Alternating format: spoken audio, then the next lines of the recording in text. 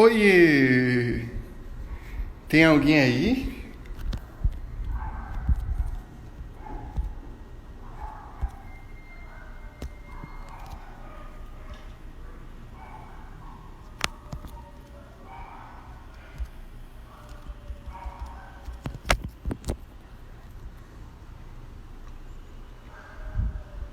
Oiê! Quem já entrou tá dando pra me ouvir?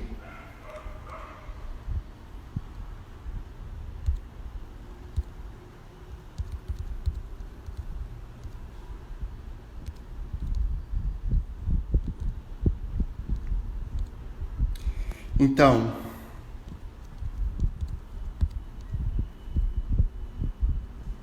é isso mesmo? Como é que eu faço aqui pro negócio? Pronto. E aí, como é que vocês estão? Como é que tá a quarentena?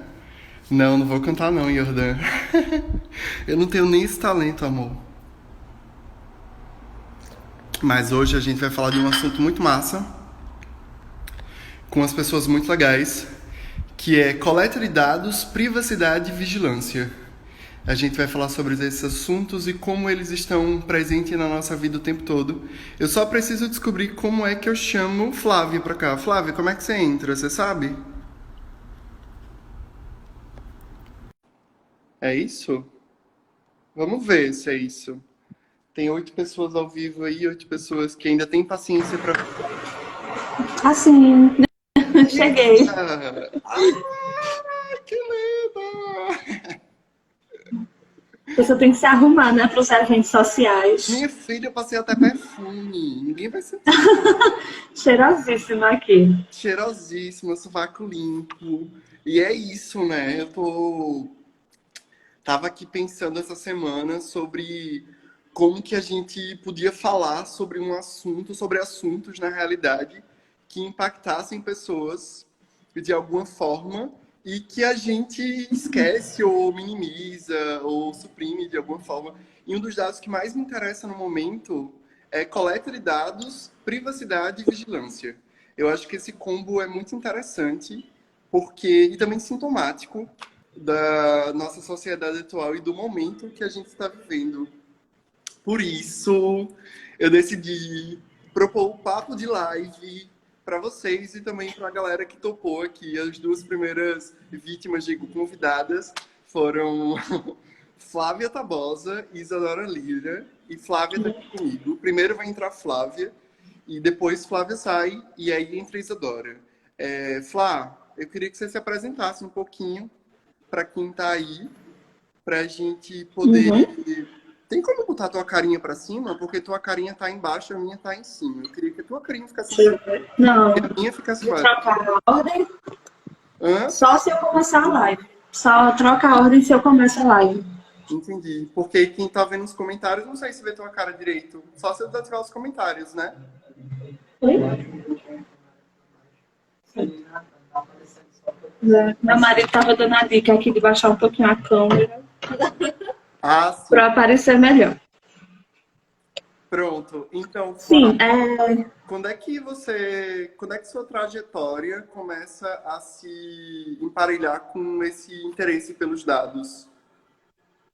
Conta aí um pouquinho de tu. dá um salve para a irmã, né, que estava pedindo um salve aí. E tá, eu comecei a fazer jornalismo e sou essa pessoa muito apaixonada por contar histórias.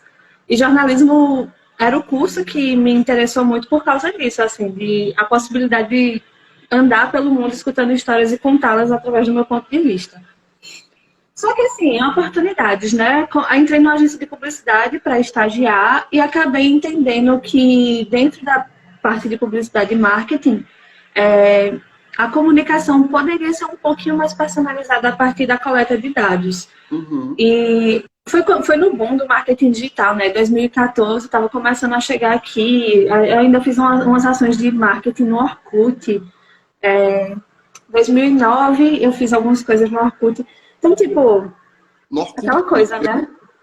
eu desativei. E aí eu comecei. Quem tá chegando, só te interrompendo rapidinho, Flávia, eu desativei os comentários porque os comentários ficam subindo na cara de Flávia. E eu quero que todo mundo veja a carinha bonita dela. Pode falar, amiga. Carinha linda. Certo. E aí, eu entrei na parte da publicidade e comecei a tentar, pelo menos, achar uma forma de contar histórias, que era a coisa que me atraiu para a comunicação, né? Uhum. E aí, com essas ações digitais, que eu comecei a me adentrar mais, eu não ia tanto para offline, de criar outdoor, coisa para TV, não, eu ia muito para o digital. Eu comecei a ver que a coleta de dados dava para a gente segmentar um pouquinho mais, personalizar um pouquinho mais a comunicação. E Uhum. aí, adentrei nisso, assim, aprofundei nisso e percebi que era tanto um lugar que me renderia empregos bons, que é importante também, É sabe? importante pagar as contas, né? Importante pagar as contas, quando seria um lugar que eu teria algum tipo de liberdade para manter essa coisa da comunicação mais personalizada. Não ficar Uhum. dividindo por. A gente divide por grupos dentro da comunicação digital, mas não são grupos tão gerais como, sei lá, público A, B, C. Mas, Sabe? então, acho que a gente podia começar por aí, o rolê dos dados, né? Como que a gente discute isso?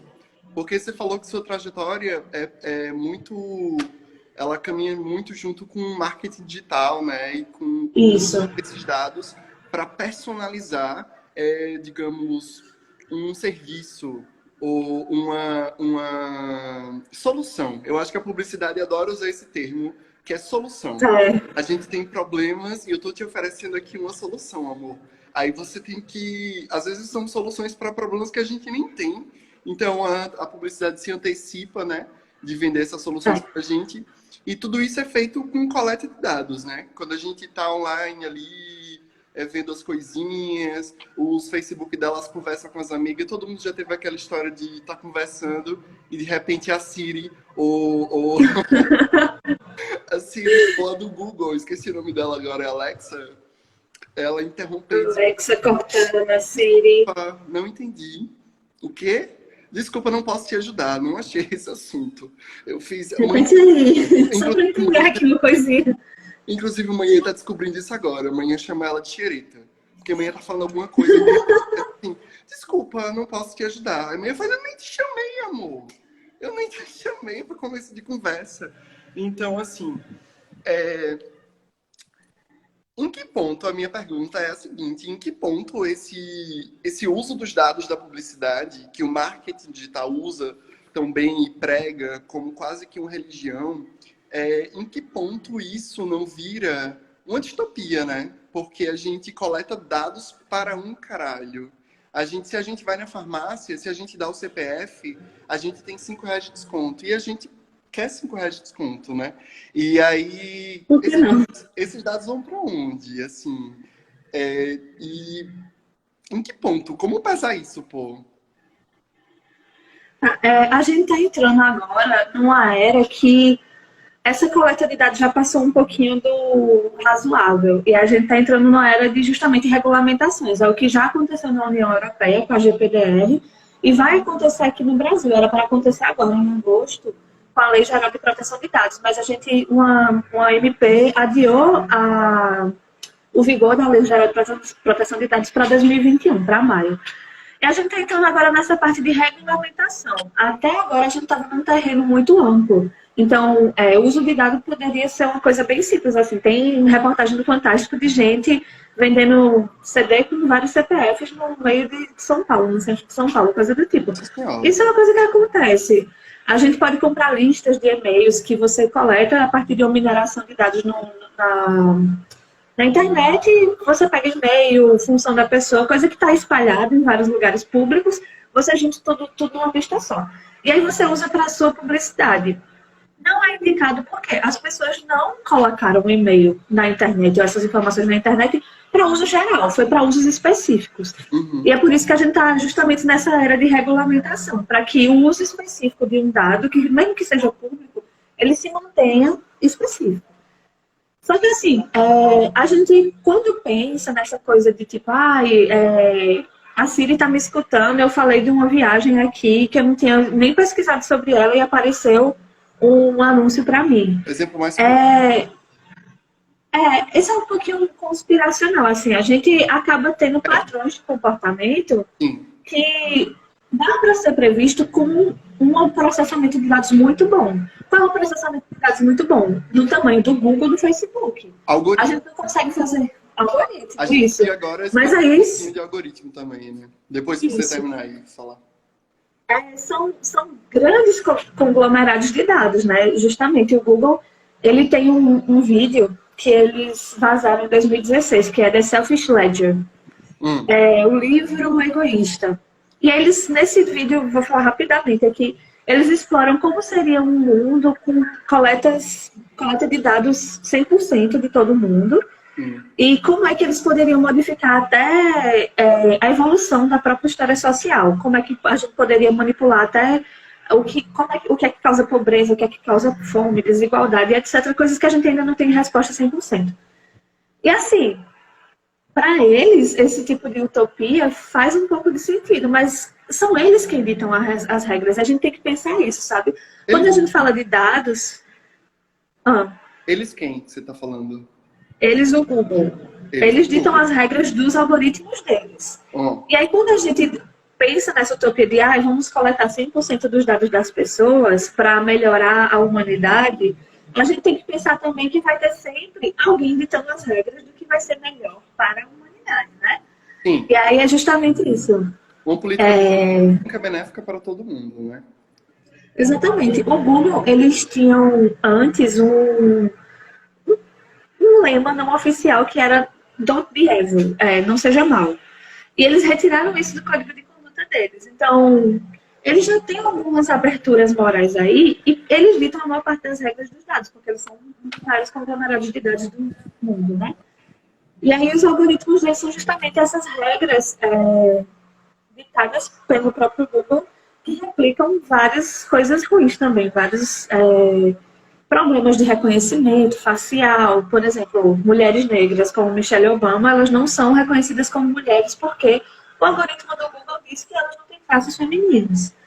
E existem alguns artigos sobre isso, sabe?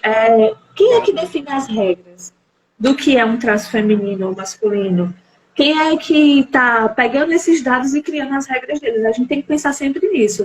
A gente fornece vários rastros de nosso cotidiano, não só para o Google, para o Facebook, para até o aplicativo de um amigo que fez. E a gente fornece isso de boa vontade. E a gente sabe que, às vezes, até para consumir um serviço, sei lá, comprar um livro na Amazon, você necessariamente precisa dar seus dados.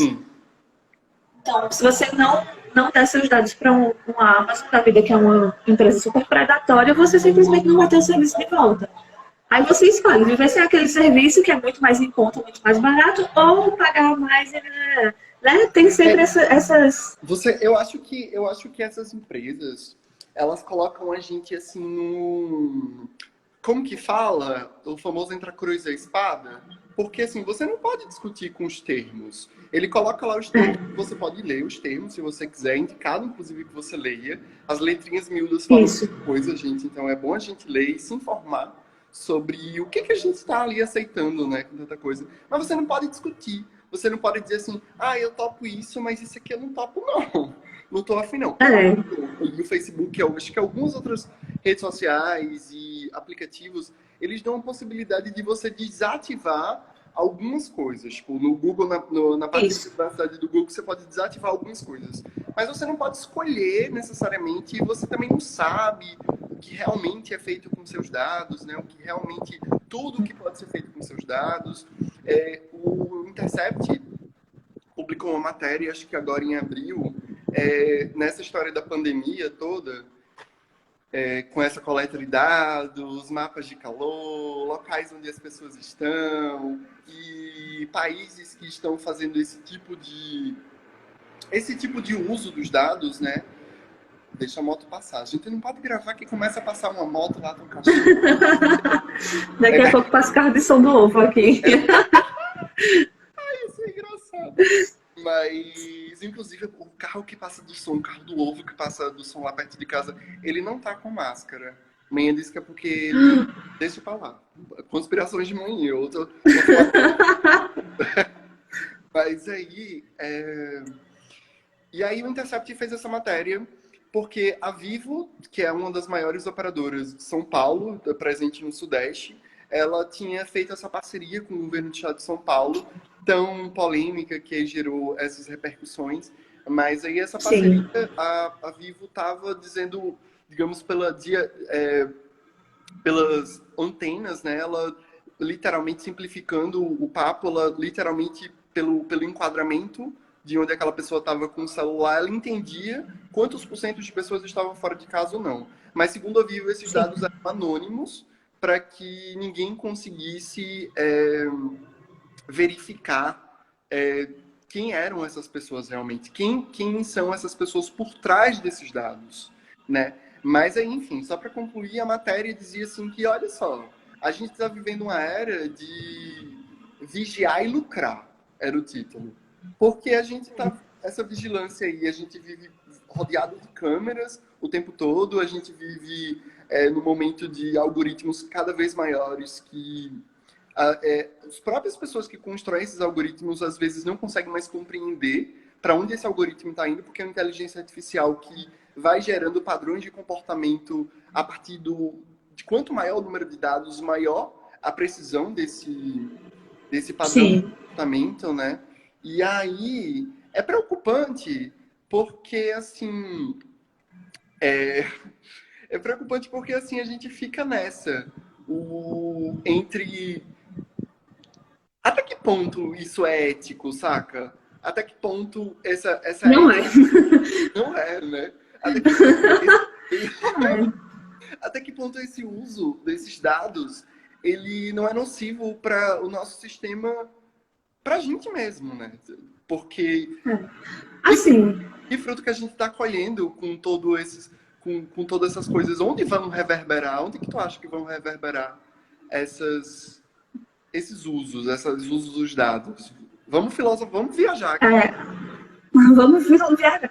Então, por exemplo, nesse caso da Vivo em específico, um panorama prático. A gente fornece os dados da gente para a Vivo vai ter acesso a isso, só que a partir do momento que a Vivo compartilha isso de forma para gerar lucro ou não, seja para uma parceria com o governo, ok, estamos no meio de uma pandemia. Inclusive, a matéria, só lembrei agora que você falou para gerar lucro ou não, só fazendo um adendo, desculpa te interromper, a matéria ressaltava que a Vivo tinha criado uma startup ou uma empresa dentro da própria Vivo, dentro do guarda-chuva da Vivo, da Telecom, no caso, que é da Telecom, acho que é Telecom, né?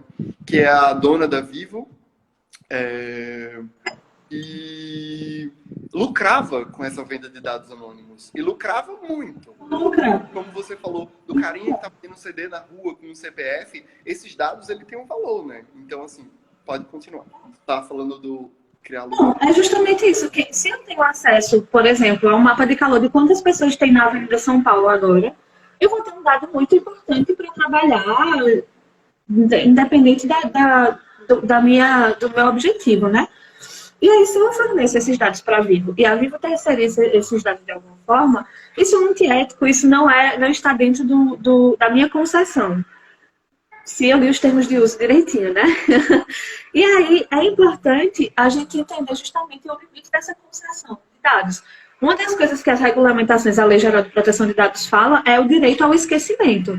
Os algoritmos, hoje em dia, eles são montados de forma que eles aprendem, acumulam esse aprendizado, e eles não são um aprendizado como é o humano. O humano, a gente aprende com contextos, a gente absorve retratos de determinadas coisas, mas a gente esquece dados específicos. Tipo, eu não sei a cor da blusa que eu estava usando a primeira vez que eu fiz uma matéria de jornal.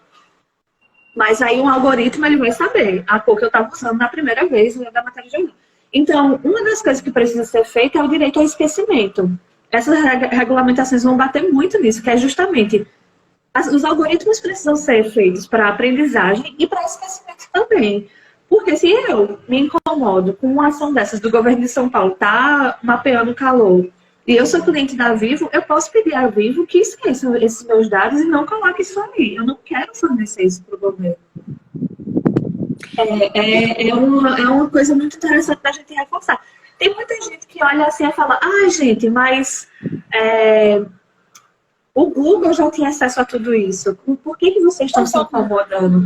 Eu escuto, uma vez eu estava conversando com um amigo jornalista Para quem chegou aqui de paraquedas, eu também sou de formação de comunicação, sou jornalista de formação, apesar de nunca ter trabalhado com jornalismo, mas assim como o Flávio, eu sou aficionado por ouvir e contar histórias, então um dos motivos que me fez estar fazendo esse projeto. Então, uma vez eu conversando com um jornalista, essas conversas de bar, que é o intuito aqui, também de fazer uma conversa meio livre, e eu falei, não, eu tô meio aficionado com essa história de dados há um tempo, e eu tô lendo, assim, consumindo algum conteúdo sobre isso, homeopaticamente, e aos poucos, entendendo que isso é muito mais profundo, que isso vai muito mais fundo do que a gente se imagina. E aí eu tentando conversar isso com um amigo assim, talvez o lugar não fosse o mais apropriado, obviamente era um bar, mas conversando e tal, sobre esse assunto, e eu falei, não, a gente tem que prestar atenção nos nossos dados, a gente tem que saber.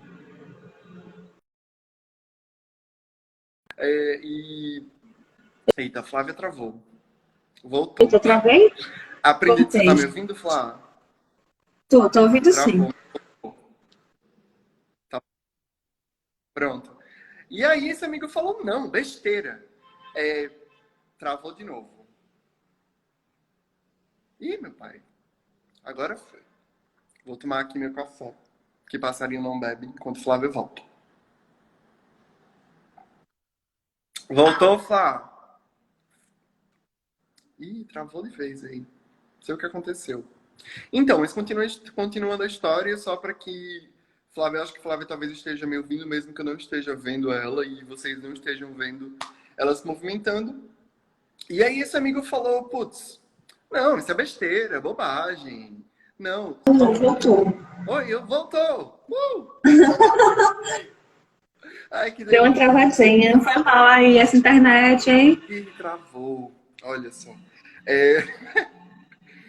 Mas então, e aí esse amigo que é um jornalista, que não é uma pessoa desinformada, é uma pessoa que tá atenta ao que tá acontecendo, as coisas. Porque, assim, às vezes a gente fala, talvez esse seja um papo aí, uma pauta, de certa forma, muito elitista. Ela não chega nas massas com a simplicidade que ela tem que chegar. Porque não é um assunto fácil. É um assunto que, se a gente não conversa assim de maneira mais fluida, ele pode ser um pouco indigesto. E aí, eu tenho certeza que esse amigo não tá nesse mesmo grupo que considera esse assunto um pouco espinhoso ou tal. Mas ele deu assim, cagou para esse assunto e falou, não podia falar palavrão, né? Mas não tô ganhando dinheiro com isso, desculpa aí. E aí, falar, ai não, besteira, bobagem. Que é justamente o que você tá falando, muita gente tem esse discurso, não, eu já tô aqui na internet desde o Fotolog. Meu amor, eu criei a internet, eu cheguei aqui, isso aqui era mato. Então, assim, as pessoas parece que ainda não entenderam muito bem até onde isso vai, né? Fala um pouco sobre isso. Justamente. A gente tem a pesquisa do IBGE que saiu, acho que foi em 2018 ou foi 2019, que a galera do IBGE tem uma capilaridade muito maior que a bolha da gente de comunicação e etc, né? Eu, por exemplo, tenho poucos amigos que não têm acesso à internet. E aí, no IBGE, foram perguntar para pessoas de classe mais baixa, eu ia dizer F, mas não tem para que falar isso, né? Classe mais baixa, o que era a internet. E a galera basicamente responde que a internet é Facebook. Por quê? Essa galera tem acesso à internet por pacote de dados.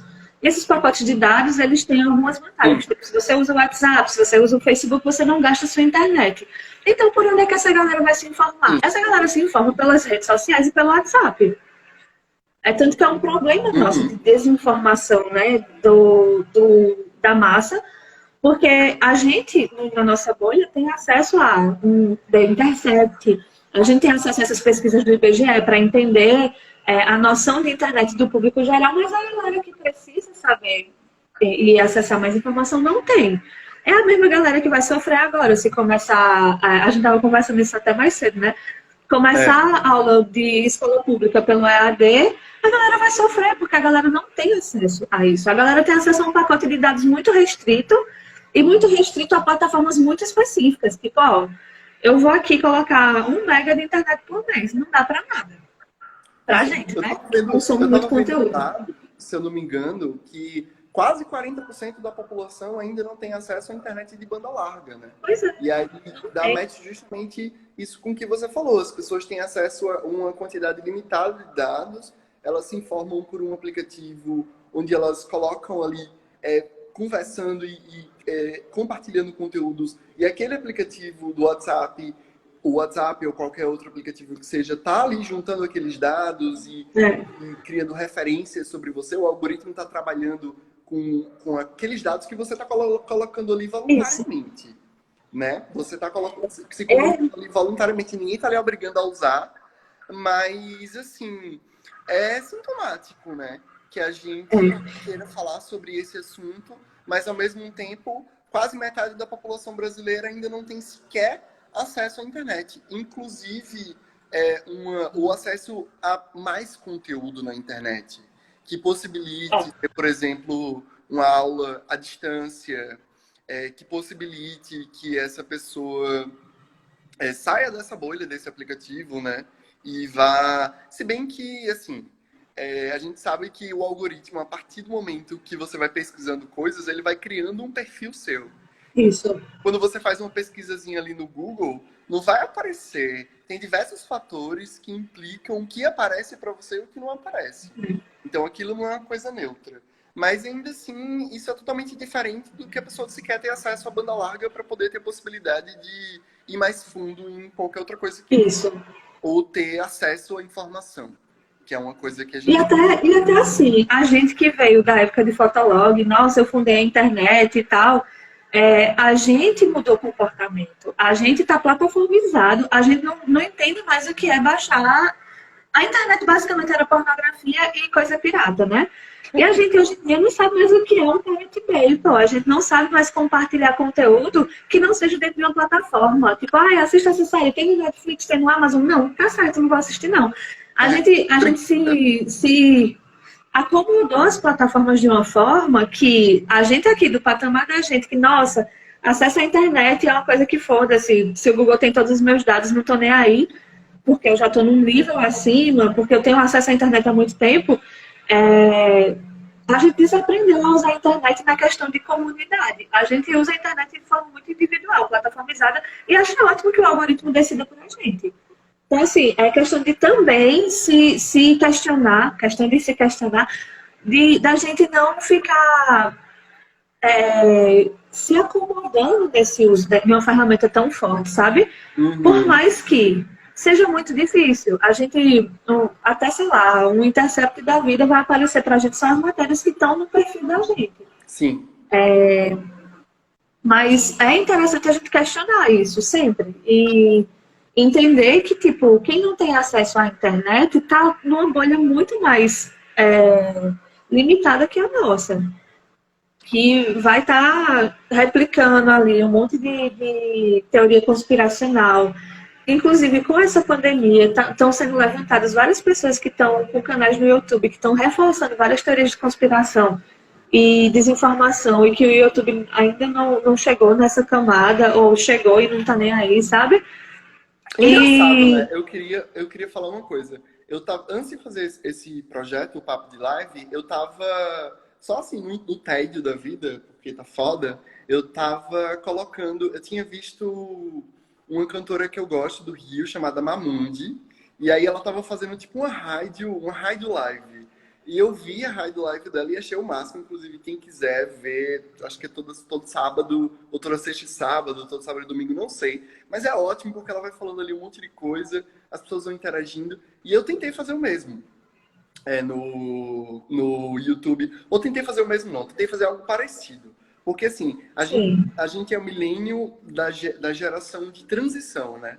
Então, a gente não nasceu com o celular na mão, mas a gente pega o computador muito cedo. Eu ganhei um computador lá pelos 10 anos. Sei lá, 9 anos eu ganhei um computador que tinha a capinha do teclado, tinha a capinha do monitor, a capinha do CPU. E aí a gente teve esse acesso à internet de escada, aquele barulhinho que fica na nossa mente até hoje. E saudades. Eu não tenho, mas... Mas aí eu também cresci ouvindo rádio. E ouvindo, tipo assim, traduções de momentos de amor, Mande a sua Sim, mensagem de eu... amor. Flávia, de tal bairro. Fala para Ícaro. Ícaro, você é o amor da minha vida, meu bem. Ícaro é o marido da Flávia, tá, gente? E aí eu tentei fazer essa brincadeira, assim, por um tempo.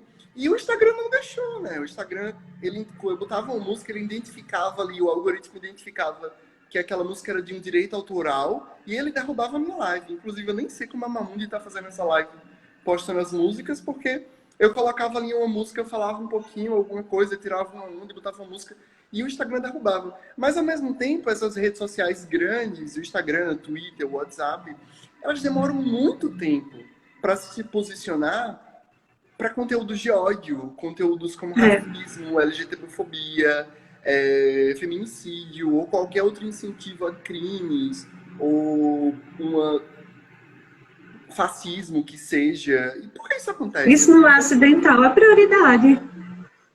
É questão de prioridade. Se feminicídio não tem, sei lá, um direito autoral que vai multar o YouTube.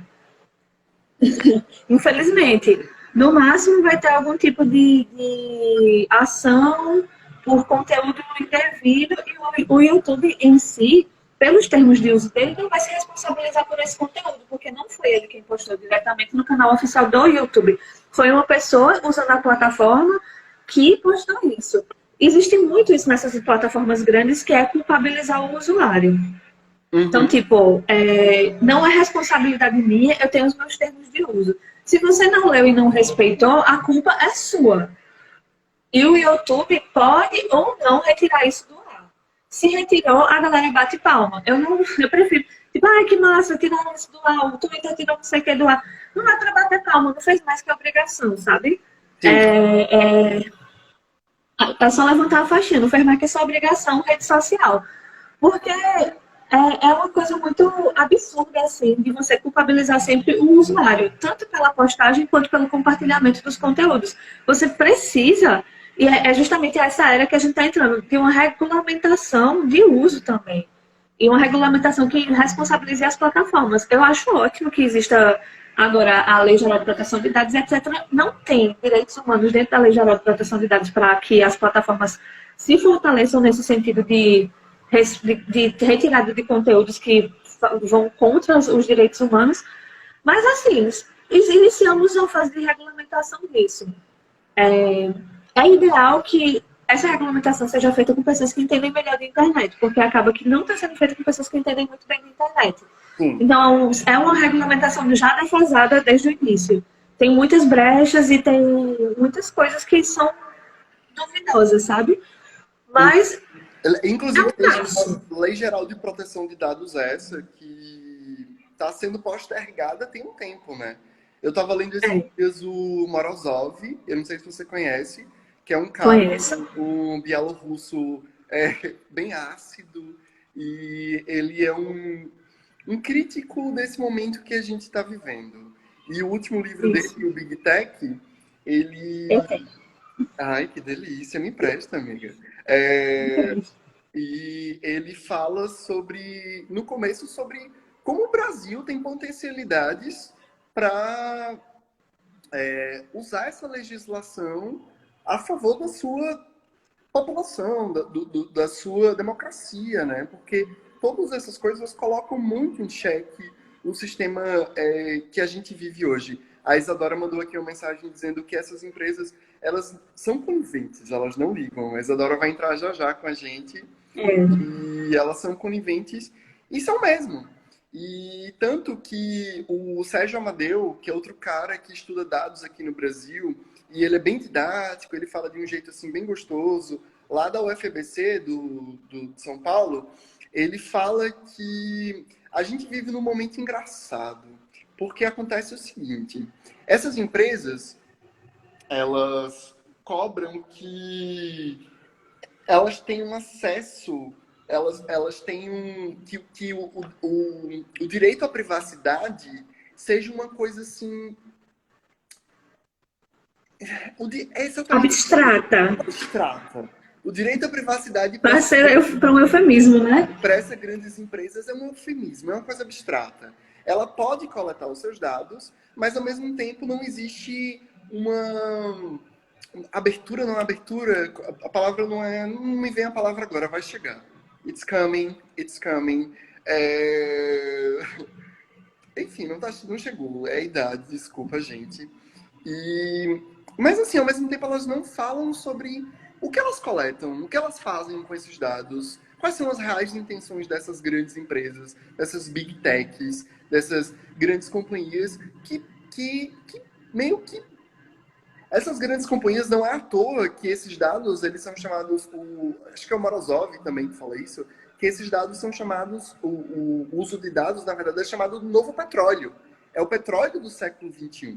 Dado o valor que ele tem na nossa vida, que ele tem na nossa sociedade. É um bem tão caro que essas empresas utilizam, mas elas não falam e elas colocam que elas não falam por estratégia de negócios. Olha, eu não vou falar o que eu faço com esses dados, porque assim, eu não quero que meu concorrente saiba o que meu algoritmo, como que meu algoritmo é desenhado, né? Qual a intenção real do meu algoritmo? O que você acha sobre isso, amiga? Então, é justamente isso, quem define as regras, né? Essas empresas, por exemplo, eu vou usar sempre o Google como exemplo, porque a Google é a maior empresa desse setor, né? Ela tem a faceta dela leve, descontraída, preocupada, humanitária e etc., mas removeu dos termos de uso dela o don't be evil. É uma abertura moral muito grande, né? Não seja mal, para eles não é mais prioridade. Então, esses algoritmos, eles são como se fosse a arma secreta da galera no nossa economia da informação atual agora, né? E aí, se torna primordial que a gente entenda quais são essas regras que estão sendo ditas. Tem muita gente que é contra a regulamentação de LGPD porque fala que isso vai acabar iniciativas open source, que são dados abertos para que a gente utilize para testes aleatórios, assim. Por exemplo, eu quero fazer um programa de reconhecimento facial. Eu pego várias faces no open source, de um banco de imagem gratuito, e utilizo isso como uma base para o meu padrão de reconhecimento facial. Só que aí, veja só, quando eu uso essas regras, eu posso estar replicando um monte de preconceito meu intrínseco da minha formação, né? E aí, por exemplo, eu posso dar mais prioridade para reconhecimento de faces brancas, é o que geralmente acontece, porque é o que tem mais no open source, e a galera fica indo contra essas regulamentações, dizendo que isso vai limitar o open source. Mas eu acho que a gente tem que começar a fortalecer o uso moral das regras dos algoritmos. Justamente, sei lá, coloca uma cadeira de ética dentro obrigatória dentro de TI, por favor. É uma coisa que não é prioridade, sabe? Oi? Não, é tipo assim, coloca uma cadeira de ética, por favor, eu te imploro. Eu te imploro, a galera do TI, quem dita essas regras, sai do curso completamente alheio às ciências humanas, à ética, à moral. Então, obviamente, vai dar ruim isso, sabe? É uma galera que tem uma técnica muito boa, mas tem uma moral falha. E essa galera, quem tá no Google da vida, quem consegue ir para o Vale do Silício, quem consegue pegar esses conglomerados de dados e transformar isso nas regras que distribuem conteúdo para a gente. E a gente tá lá, felizinho, recebendo conteúdo que eles estão definindo para a gente, que é o essencial para a gente, porque nós temos um perfil. Então, será que é esse mesmo perfil da gente? Ou o perfil já está sendo predito através de preconceitos? Provavelmente está sendo predito através de preconceitos, né? E aí a gente vai se tornando uma sociedade que só vai entrando nesse ciclo de vicioso de reforçar e alimentar e não questionar sobre isso. E a gente cada vez mais plataformizado e usando só plataformas específicas para consumir conteúdo, só fortalece isso.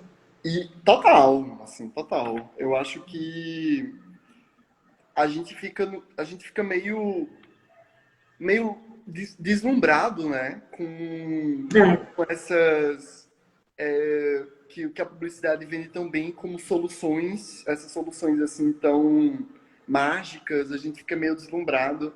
E a gente dá esses dados de graça, assim, né? Tem, tipo, tem aquele famoso papo, né, de quando você não paga por um serviço, você é que faz parte da estrutura do serviço, né? Então, o Facebook usa os dados que você coloca ali voluntariamente e outras redes sociais também fazem o mesmo, Google, Isso. YouTube, para segmentar você em categorias ou em tipos, em perfis, por idade, etnia, raça, gênero e tudo mais. Gostos são bem segmentados, é uma segmentação bem específica. Quem trabalha com comunicação sabe que a segmentação pode ser muito minuciosa e que isso faz muita diferença. Isso faz muita diferença para quem trabalha na publicidade, mas isso faz muita diferença também para o Google e outras grandes big techs que ganham com isso. E isso mexe na nossa vida. Mas o que eu queria te perguntar, para fechar a nossa conversa por aqui, e para você falar o seu último momento, para ir entrar a Isadora, que a gente prolongar esse papo, é o seguinte: você como operária do marketing digital, você como operária dessa construção, né? Porque a gente está vivendo um momento histórico, a gente está vivendo, eu acho ainda, que a gente está vivendo um momento de transição. A gente está no momento que a gente está há 20 anos, a grosso modo, com a internet aí, e há 10 anos entrou o smartphone bem forte aí na nossa vida, e há, sei lá, uns 6 anos ele começa a se popularizar, 6, 8 anos no Brasil, as camadas mais baixas começam a ter acesso a esse bem de consumo, e a gente está criando aí a nossa história enquanto a gente está vivendo. E qual que é a tua previsão enquanto operária desse esquema, desse momento, mas também enquanto pessoa crítica, que eu sei que você é e tem acesso a tanta informação e é inteligente pra caralho. Ai, que lindo. Então, eu acho que a tendência é só a gente aumentar a desigualdade. Eu não tenho uma perspectiva muito positiva, não, sabe? Para quem tem acesso aos dados, vai ser uma tendência muito positiva, porque é justamente você conseguir entender melhor o uso de dados e conseguir driblar algumas regras de algoritmos e etc. Mas aí também tem um outro lado, né? Que é a gente aumentar a desigualdade e a gente tem caminhado para fazer com que a tecnologia seja mais um fator de desigualdade. Então, quem não tem acesso não vai ter acesso a nada e que se isole para sobreviver. Quem tem acesso vai ter acesso a muita coisa, a benefícios. O nosso auxílio emergencial agora do governo é uma prova.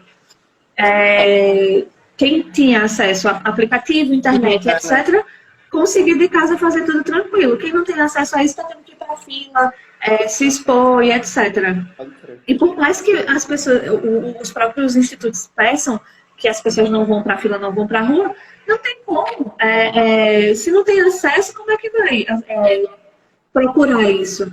Então, acho que é um momento agora, principalmente antes da pandemia, da gente se posicionar e tentar sair eu uso muito esse termo com o Ícaro, aí sair do camarote moral do tipo, olha, eu tô vendo que tá tudo errado e etc.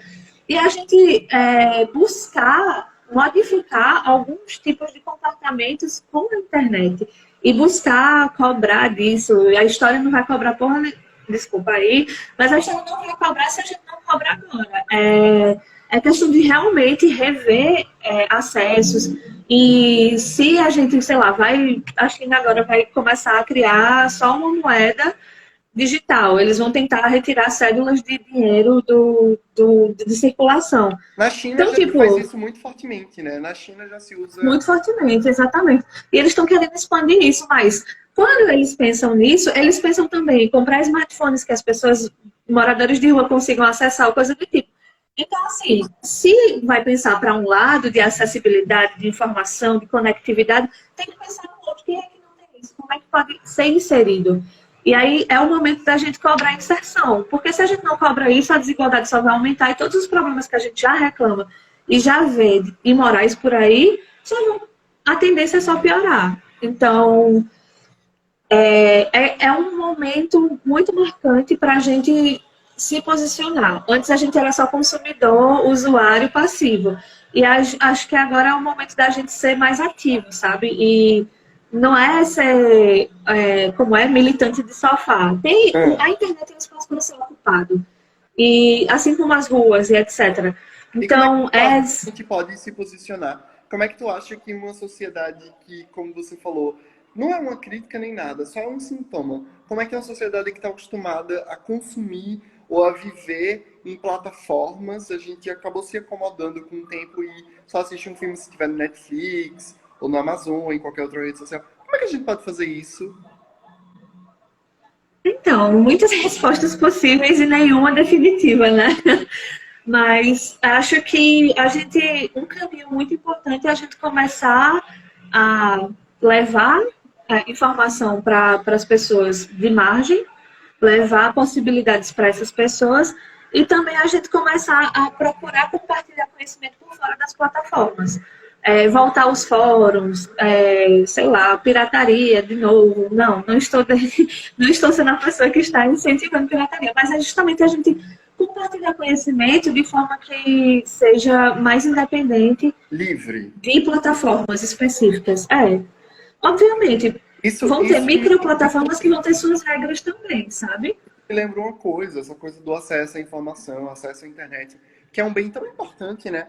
Nesse século XXI. Isso me lembra uma coisa, isso me lembra que várias dessas grandes empresas, elas estão investindo pesado em levar a internet para países da África, ou para Então, locais da América do Sul, para locais mais distantes. É, agora, para finalizar realmente o papo, porque senão a gente não consegue conversar com a Isadora. A Isadora tem muita coisa massa a falar, porque a tem. Isadora tem essa perspectiva, a Isadora estuda isso academicamente, e a gente vai aprofundar isso, como que a gente pode ver esses aspectos, como que a academia na América Latina e no mundo está produzindo, está vendo isso criticamente, né? Mas assim, só para voltar para a pergunta, a última questão, como é que você acha que essas empresas, o que é que essas empresas ganham com essa neocolonização, pode ser chamada assim? Pode. Basicamente, é controle, né? Vai ter ali acesso a dados nunca antes coletados, porque não tinha acessibilidade. Eles criam acessibilidade a esses dados e eles criam novos conglomerados de dados. Então, eles conseguem ser tão fortes quanto uma Google ou um Facebook da vida, caso consigam chegar nessas pessoas, né? Então, as tentativas são justamente de criar controle. É basicamente isso. A gente tem que ser muito pragmático, né? Obviamente, eu como publicitária, como pessoa do marketing e como gestora de uma empresa grande, eu me beneficio também dessa parte que a gente não pode abrir mão de questionar eticamente, mas a gente usa. E a gente vai continuar usando por um tempo, tá no nosso hábito, tá no nosso consumo, tá no nosso cotidiano. Mas é sempre bom a gente se questionar e tentar utilizar de formas que não só beneficiem os grandes conglomerados. E a gente discuta isso e traga isso para novas pessoas que podem absorver a mesma ideia, que têm o mesmo tipo de informação, que têm o mesmo tipo de acesso e que podem compartilhar acesso. Mas para essas grandes empresas que estão investindo em acesso à informação de classes mais baixas, basicamente eles querem controle também. Eles vão ter. Massa. Essa é uma discussão que rende bastante, né? Que a gente poderia passar um Sim. tempão aqui conversando e que é muito legal, eu acho muito interessante, eu adoro conversar sobre isso. E eu queria agradecer a você por ter se Eu que agradeço. essa conversa e para esse papo de live piloto. E eu queria agradecer também a quem ainda está online, tem 20 pessoas com a gente.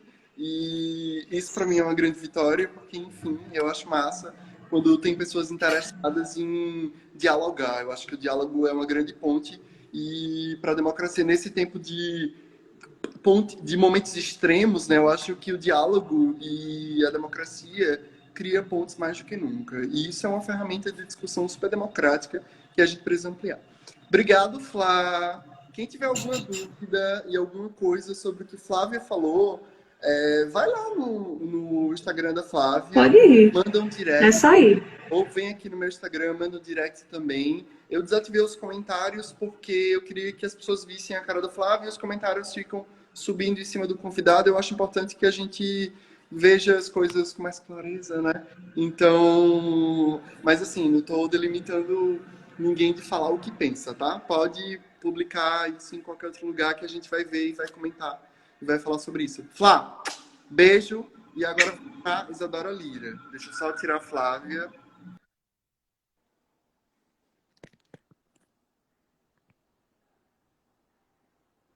Tá dando aí um leve delay, né? Porque tem muita gente usando a internet e a internet fica dando esses bugs mesmo. Mas é isso, minha gente. Vamos aceitar, né? Saiu?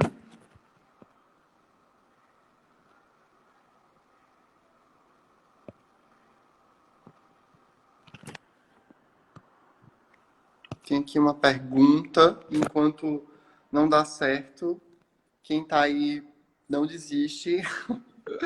Vai dar certo. Pronto. Flávia Tabosa saiu e agora eu posso colocar Isadora Lira. Gente, minha cara tá muito branca, né? Estamos aguardando a Isa entrar. Oi, Isa! Olá! Deixa eu ver se você tá me ouvindo bem, que eu tô fazendo uma gambiarra aqui. Ai, que tudo. Eu acho que gambiarra é o sinônimo de Ai! Vamos ver se esse fone vai funcionar. Você tá me ouvindo? Tô. Você tá me ouvindo? Eu tô. O som tava bom? Tá. Eu falando dá pra ouvir direitinho, né? Sim, total, mas é que eu não tava usando o fone. Eu vou usar agora porque eu acho que Não, o mas microfone... não tá quebrando o fone não, viu, garota? Não, é porque eu tô tentando ajeitar aqui o apoio dele. Peraí. Ele aqui tá meio revoltado. Você sabe que horas? Tudo. É porque o Instagram não deixa. Oi? Você sabe que horas são? São 6h23. Ótimo. Pronto. E a Isa, como é que você tá? Tá tudo bem? E aí, tô bem. Eu Assim, vi que né? Na medida do possível. eu vi que você estava interagindo um bocado, mandando as perguntas, mas eu não consigo. Eu não sei se eu consigo ver tudo, porque eu não sei usar ainda essa ferramenta direito. Eu tô aprendendo, né? Esse aqui é um piloto. Fica melhor sem óculos ou com óculos? O que é que você acha? Eu gosto do óculos, mas aí fica parecendo reflexo também, né? É, Mas, fica, né? Mas eu enxergo não, mais mas porque eu sou míope, tem mais de 4 graus de miopia, amor. Eu não vejo sem óculos. então, melhor, mais uma razão para estar de óculos. Então, ótimo. E eu fico bonito com óculos, né? Eu acho um charme. Eita.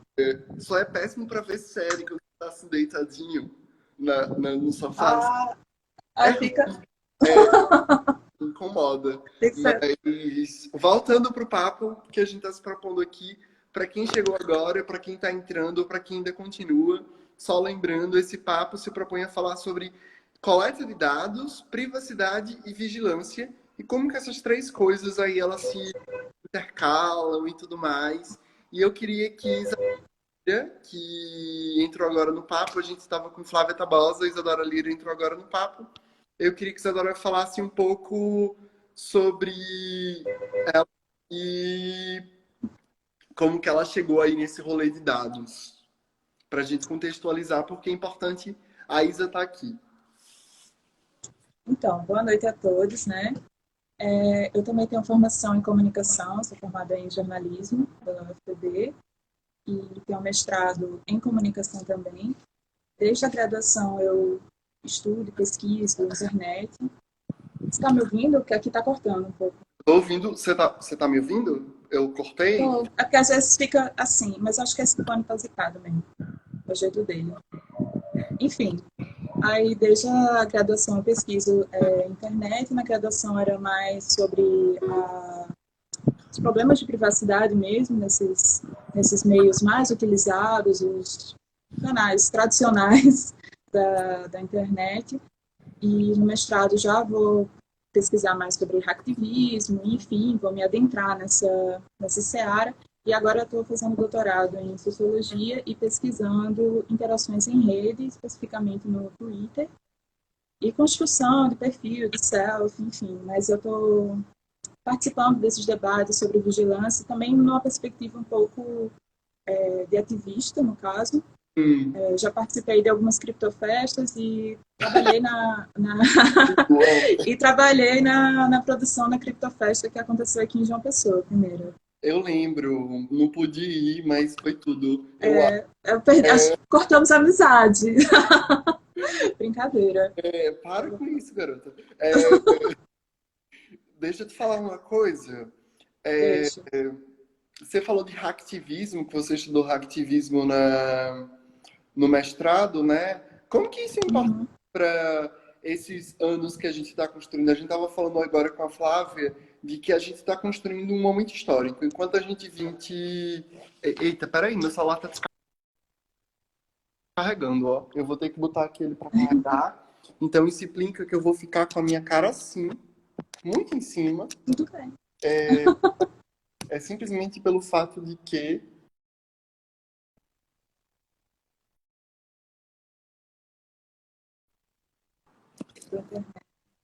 tô aparecendo, gente? Tá aparecendo. Tá. Voltou. Voltei? Ótimo. Voltou. Pronto. Tô todo mundo aí ainda? Tem 13 pessoas. Isso é sintomático. Opa, lula lá, brilhão, estrela.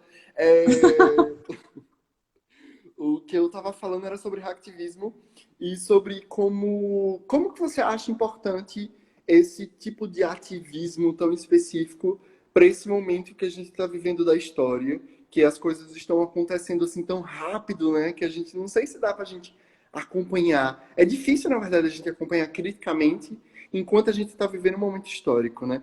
Mas mais do que isso, eu lembro que há uns 5 anos atrás você comentou bastante sobre uma pessoa específica, sobre um livro específico com um amigo da gente em comum, que é o Luiz. Luiz, se você tiver aí, um beijo, você é um lindo. E que é sobre o Assange, né? O Assange é um cara que fala sobre essa coisa do hacktivismo, que é um dos precursores aí, dos criadores do Wikileaks. E eu queria que você falasse um pouco sobre isso.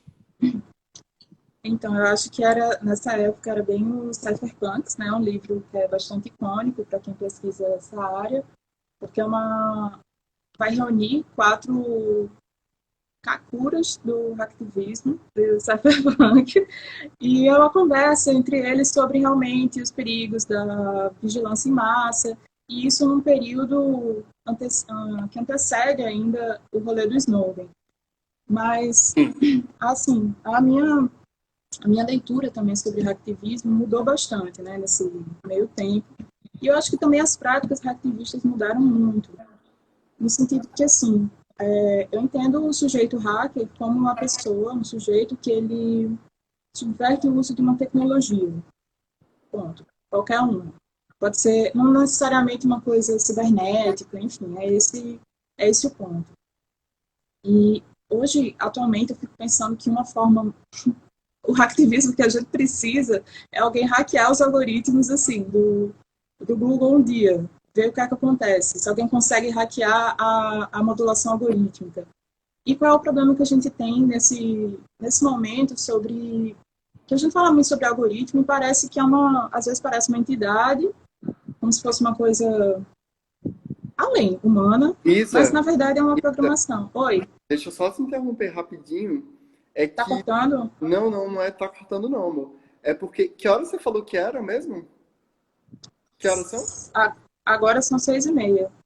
Então, é porque tá quase 1 hora. O papo que a gente teve com Flávia rendeu quase 1 hora e eu nem percebi, as coisas foram acontecendo. Então, como esse papo tem que continuar, eu vou encerrar essa transmissão de agora e eu vou começar outra. Porque o Instagram só permite que a gente converse por 30 minutos, por 1 hora, 30 minutos não, por 1 hora. Então a ideia inicial era que passasse 20 minutos cada uma das convidadas, Isadora e... Assim como no TCC, que eles botam o rolo das perguntas, você tem 20 minutos, fala. Mas aí não deu 20 minutos, a gente falou muito mais, né? Então a gente vai precisar falar um pouquinho mais, e aí eu vou tirar essa do ar e vou colocar outra live, tá? Quem tiver interessado ainda, chega junto, que esse papo continua e tá massa.